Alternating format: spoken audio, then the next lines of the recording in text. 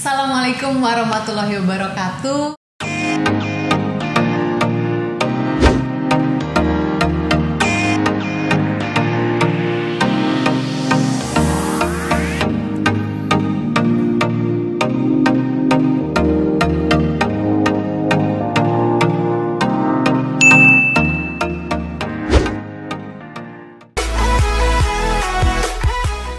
Kabar semuanya, mudah-mudahan semua yang lagi ada di rumah nggak lagi bete, yang lagi ada masalah-masalahnya cepat selesai, pokoknya sukses selalu dan sehat-sehat selalu. Sekarang aku lagi ada di Dayroom Suyudi Executive Ward di Rumah Sakit MMC, dan hari ini mau berbincang-bincang sama sahabat aku dari udah lama banget mengenai PCOS. Jadi banyak sekali sekarang perempuan-perempuan, ada juga kenalan aku yang kena PCOS namun mendapatkan jawaban nih yang kurang memuaskan. Jadi kali ini sahabat aku kita paksa untuk nggak perlu dipaksa sih, karena memang orangnya alhamdulillah sangat komunikatif dan mau memberikan ilmu-ilmunya mengenai PCOS. Siapakah dia? Halo, hai, perkenalkan, mungkin baru buat teman-teman yang baru gabung, nama saya Dr. Arif Ghazali, spesialis obstetri dan ginekologi di Rumah Sakit MMC Jakarta. Oke. Sudah pasti sekali nampaknya sahabat aku ini berbicara depan kamera ya. Oh enggak sih, itu kan cuma nyebutin nama sendiri. Kalau nyebutin ya. Jadi gini, kalau nyebutin nama lancar, nama sendiri lancar ya, kalau yang lain tuh. Kalau nyebutin nama orang tuh apalagi yang terlalu panjang ya. Oke, Sob, aduh senang banget nih bisa ketemu sama Sob. Sekarang kita mau ngebahas soal PCOS. Sebelum Sob jelasin, mau curhat sedikit. Sebenarnya sih Sob udah tahu, cuman mau share aja ke penonton. Jadi kemarin itu saudaraku kena PCOS, dan memang selain saudaraku, aku tahu sih banyak pasien-pasien lain yang kena PCOS. Itu jawaban dari dokternya sayang kurang memuaskan gitu. Nah, saya tuh mendapatkan jawaban puas banget dari Dr. Arif Ghazali ini, dan itu yang pengen saya share supaya penonton di rumah ini bisa dapat juga, karena emang ada pendekatan alaminya, non alaminya, maksudnya banyak gitu loh yang bisa mereka lakuin. Sayang banget kalau nggak di-share gitu. Jadi monggo silakan. Mungkin sebelumnya pasien-pasien saya yang dapat jawaban kurang memuaskan dari saya minta maaf dulu. Ya karena memang loh, Sob, karena gini ya, ini kita nih sebagai dokter ya harus paham orang itu datang mengeluarkan waktu, tenaga, duit gitu ya. Jadi memang sebisa mungkin kita kasih jawaban yang sebisa kita. Kalau emang nggak mampu kan kita bisa cari, bisa tanya teman, bisa banyak lah. Cuman kalau orang itu emang perlu dipuaskan gitu, karena kalau buka Google, anak zaman sekarang mah buka Google nggak usah diajarin, udah lebih pintar dia daripada kita. Gitu. Universitas on Google ya. Oke, monggo Dok. Oke, mungkin sebelumnya di vlog yang sebelumnya pernah kita ngobrol sedikit kali ya tentang PCOS ya. Pernah. Jadi waktu itu gue nanya gitu di di Mium ya, itu kan salah satu sebabnya itu tumor jinak, tapi kan karena peningkatan estrogen, jadi terbentuklah tumor itu. Nah, sedangkan gue baca ini kalau PCOS ini terapinya justru estrogen dan progesteron, dan kadang progesteron sendiri gitu. Itu jadi bingung ya. jadi kan jadi penasaran gitu. Oke. Jadi mungkin orang apa sih PCO gitu ya, what should I know gitu about PCO gitu. Mungkin kalau teman-teman, mungkin kita nggak ngeliat dari judulnya dulu apa sih PCO gitu. Panjangannya dulu deh, abbreviation dari gitu. Apa nih? PCO itu kan Polycystic Ovarian Syndrome gitu. Jadi sebetulnya apa sih? Jadi sebenarnya ini adalah suatu penyakit. Bukan kista, namanya penyakit. Jadi penyakit yang suatu sindrom yang merupakan kumpulan dari gejala-gejala. Satu, misalnya terlambat haid atau tidak haid. Berarti ini tuh beda ya sama kista. Yang kista beda. Di vlog aku yang sebelumnya, yang vlog kita itu, sama ini polikistik beda. Walaupun sama-sama ada kista tapi berbeda. Jadi kista itu kan emang rongga terisi air. Dan itu bisa di mana aja kan, payudara, ginjal. Nah, kalau ini sindrom. Nah, kalau kista yang kita bicarakan ini kistanya yang di ovarium, tapi kalau polycystic ovarium kita membicarakan kista-kista yang fungsional. Jadi bukan tumor. beda sama tumor gitu, bukan neoplasia pertumbuhan baru. Tapi dia emang udah ada dari dulunya. Nah, cuman yang kita lihat ini karena namanya kista, tapi kistanya juga nggak gede-gede amat. Kalau kita ngomong polycystic ovarium, satu, tadi dia terlambat haid atau tidak haid. Kedua, ada tanda-tanda hiperandrogen, tanda-tanda peningkatan hormon laki-laki di badan perempuan, contohnya hirsutisme. Hirsutisme itu apa sih? Kayak tumbuh rambut halus di wajah. jerawat, ada yang namanya akanthosis nigricans atau hiperpigmentasi gitu, misalnya jadi kayak bercak-bercak hitam di kulit gitu, atau kulit keteknya suka hitam ya sob ya. Lalu yang berikutnya adalah gambaran polikistik di ovarium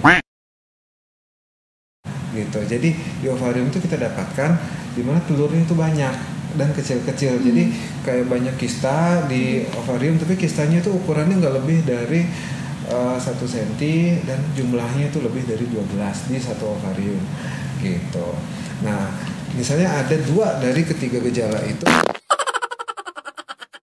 ya kita baru ngomongin namanya PCOS gitu. Tapi kalau misalnya ada cuma salah satu, ya kita lihat dulu penyebabnya apa. Gitu, itu yang namanya kita bilang PCOS. Jadi kalau misalnya dibilang ada polycystic ovarium, wah kalau ada kistanya, wah jangan takut, karena kistanya ini merupakan fungsional. Jadi bukan kita ngomong mengenai tumor gitu. Nah, kalau indikasi operasinya, sebelum ngomongin indikasi operasi nih aku lupa nih, kalau miom tuh mumpung kita lagi bahas ya dok ya, kalau miom indikasi operasinya apa sih? Mungkin yang kita bahas kemarin kan ukuran atau mengganggu, ada keluhan. Ukuran dan gangguan ya. Ukuran dan gangguan. Ukurannya berapa dok?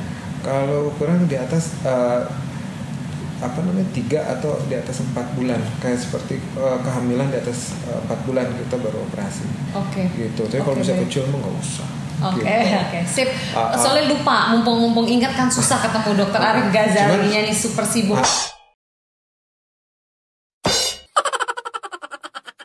Cuman memang ketika kita ngomong kista memang langsung orang pikirannya operasi ya. Mungkin saya meluruskan dulu ya. Kita kalau di PCO kita nggak ngomong operasi gitu. Kalau kita ngomong banyak kista kita nggak ngomong operasi. Memang ada salah satu pembedahan yang berkaitan dengan PCO, tapi beda sama pembedahan yang mungkin kita pernah bahas sebelumnya gitu. Nah, PCO itu sendiri dia itu kan ini penyebabnya itu kan bukan tumor. Nah, cuma penyebabnya ada beberapa hal. 1 memang sama genetik. 2 belum banyak diketahui. 3 nah ini yang 3 ini banyak berkaitan sama namanya metabolisme. Jadi metabolisme itu apa gitu. Jadi proses di badan terutama sama metabolisme gula. Jadi berkaitan dengan insulin gitu. Nah, ya ini menarik nih. Terus yang selanjutnya penyebabnya apa? Paparan dari hormon laki-laki. Paparan dari mana? Androgen. Bisa apa? Bisa dari obat-obatan yang dia dapat dari kecil gitu. Ya sebenarnya penyebabnya cukup banyak. Lalu yang terbaru juga sama, ketidakseimbangan dari nutrisi gitu. Dan yang paling penting lifestyle-nya juga sangat berpengaruh. Makanan, olahraga, matahari pagi, manage stres ya. Iya. Jadi sangat kompleks ya. Kalau kita ngomong PCOS, kita lihat dulu nih orangnya gimana. Kita nggak bisa bilang PCO karena pasien kita bukan di telurnya, pasien kita adalah orangnya. Gitu. Jadi walaupun dari hasil USG, wah banyak telur nih. Berapa tadi 12? Ya kecil-kecil lah, kecil-kecil di atas 12 kecil-kecil di atas 12 atau telur, nggak bisa kita seorang dokter langsung mendiagnosa PCOS itu nggak bisa ya? Sebetulnya bisa, tapi kan kita lihat dulu gejala yang lainnya. Cuma ini deh sob, gue agak bingung. Jadi ada nih pasien ya, dia USG yang tidak puas itu, tapi dia nggak ada hirsutisme, jerawat juga, ya wajar-wajar aja, paling milih ya. Terus ya nggak tahu ya keteknya itu apa nggak, tapi nggak gemuk kok, nggak ada tanda-tanda itu, tapi udah kedua dokter PCOS gitu. Nah jadi gini, kalau PCO itu memang kita kan tergantung dari tadi kriterianya. Itu kriteria yang kita bilang kriteria Rotterdam yang umum dipakai. Jadi harus ada 2 dari 3 gejala. Bisa aja dia tidak kelihatan gejala-gejala hiperandrogennya, jadi nggak ada kumisnya, nggak ada jerawatnya, tapi ternyata dia haidnya sering telat Ya itu betul. Haid yang telat gimana sih? Jadi harus tahu yang normal dulu dong. Gitu. Gimana tuh dok yang normal? Coba. Jadi haid yang normal itu kita lihat dari siklusnya. Siklusnya itu haid yang normal dia tuh harusnya haid antara tiap 21 sampai 35 hari. Itu udah harus haid lagi. Kalau kurang atau lebih jelas itu ada yang namanya gangguan siklus haid. Nah, kalau misalnya kita ngomong PCO, kita ngomong oligomenore atau terlambat haid atau haidnya sedikit dalam waktu setahun. Nah, ini siklusnya artinya dia di atas 35 hari. Gitu. Jadi udah lebih dari 35 hari kok dia belum haid juga tapi nggak hamil juga. Nah, itu baru kita ngomong oligomenore. Itu salah satu gejala dari PCO. Nah, kemudian kita lihat lagi gejala yang lain. Mengenai hiperandrogen memang terkait juga dengan ras. Karena ras tiap manusia, Kaukasia, Asia atau yang kulit hitam itu berbeda-beda tuh. Memang kalau untuk yang ras Kaukasia memang hiperandrogennya lebih kelihatan gitu, misalnya dari kumisnya, dari ini. Tapi kalau untuk yang ras Asia itu biasanya memang banyak kan nggak terlalu kelihatan gitu. Memang banyak juga sekarang PCO yang lean type, jadi tanpa obesitas gitu, dia juga cukup banyak gitu. Nah, tapi kalau yang penilaian dari USG ya memang itu nggak bisa apa-apain lagi, emang kriterianya seperti itu. Jadi apa aja yang bisa dilakukan oleh seorang pasien yang sedang udah terdiagnosa PCOS? Apa aja yang bisa dilakukan? Jadi kalau kita membicarakan mengenai PCOS, jadi pertama yang kita lihat dulu ini adalah apa nih state pasiennya nih saat ini gitu. Apakah dia saat ini di usia yang pasti usia reproduksi ya. Cuman kita lihat saat ini dia sudah menikah apa belum gitu. Terus yang kedua lagi sedang menginginkan anak apa enggak kalau sudah menikah. Terus yang terakhir apakah misalnya dia sudah punya anak nih, udah nggak mau hamil lagi. Ini kita harus perhatikan juga nih karena masing-masing ini agak berbeda gitu. Kenapa? Karena PCOS itu pada dasarnya ini kan gangguan keseimbangan, dan tadi saya bilang dia salah satu yang paling sering kita pakai adalah teorinya adalah masalah metabolisme. Jadi apa yang terjadi? Dia metabolismenya tidak seimbang. Jadi yang terjadi adalah insulin yang harusnya dia mengurus gula darah ini tidak bekerja dengan baik. Sebenarnya prosesnya cukup panjang. Jadi singkat cerita, insulin yang resisten yang harusnya dia mengurus gula darah, nah dia ini mengganggu fungsi dari indung telur sehingga indung telur tidak bisa berespon dengan baik terhadap hormon yang dikeluarkan dari otak. Oke, berarti dari lifestyle-nya makanannya mesti dijaga ya dok ya, maksudnya rendah gula, dan gula itu tidak hanya minuman manis, soda, tapi juga nasi putih, mie, roti itu juga mesti dijaga, dan pokoknya yang jangan yang tinggi gula lah ya dok ya. Karena kan kita lihat lagi dari kebutuhan pasien juga gitu. Tapi mesti dijaga ya dan disesuaikan dengan kebutuhan sehari-hari ya. Nah kalau pada PCO misalnya pada yang belum menikah, memang yang kita lakukan hanya satu, kita memastikan siklus haidnya bagus. Kenapa? Karena pada PCO tidak terjadi pematangan telur sehingga tidak terjadi haid dengan teratur. Jadi itu dulu yang diurus ya. Jadi yang perlu diingat adalah haid itu adalah bukti pada bulan sebelumnya terjadi telur yang matang. Jadi kalau nggak ada telur yang matang harusnya nggak ada haid.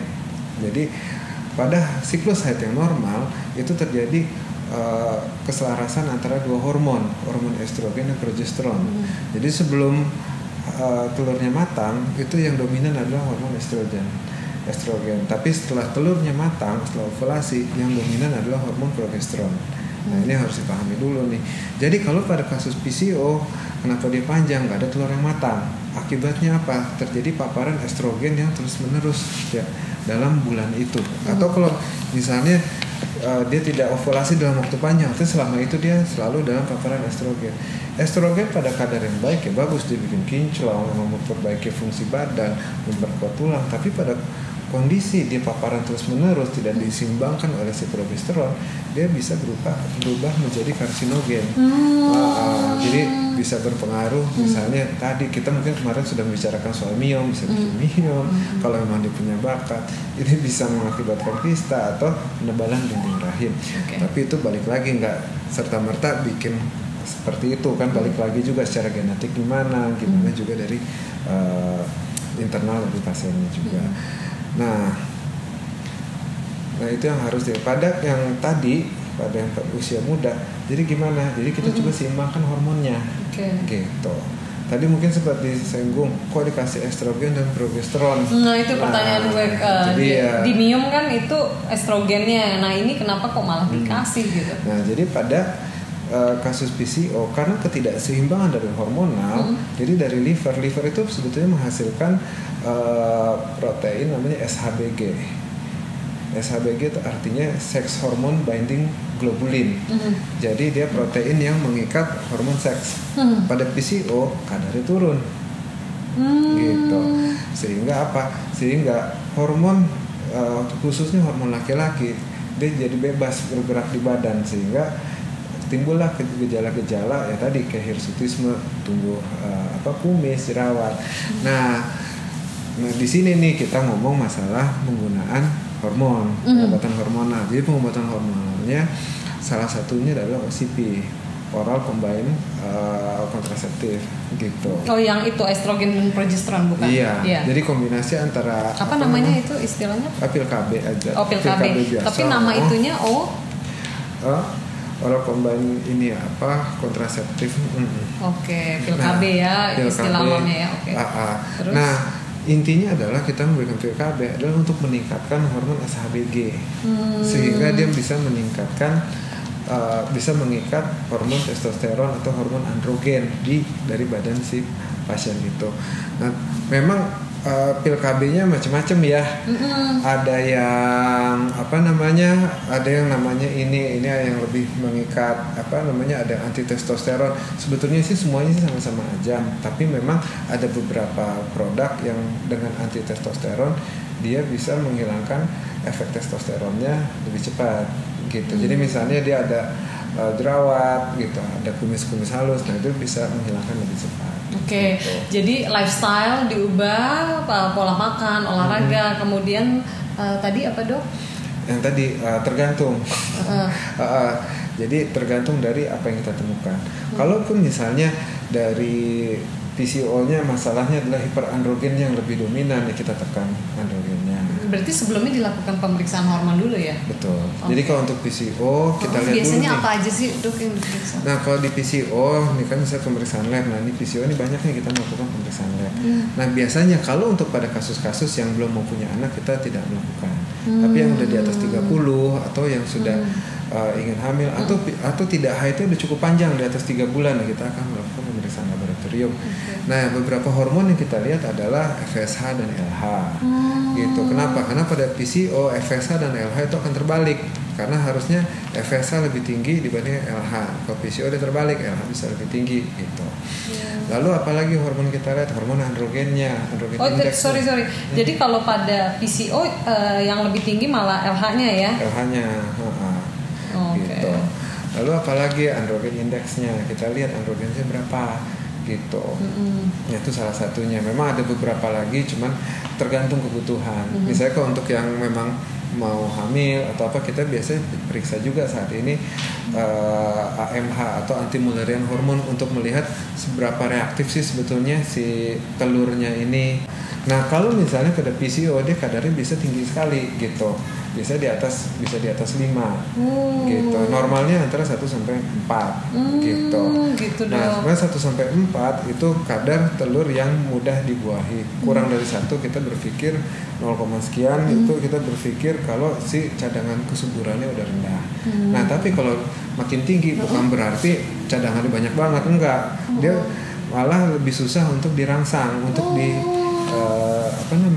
untuk dibuahi gitu.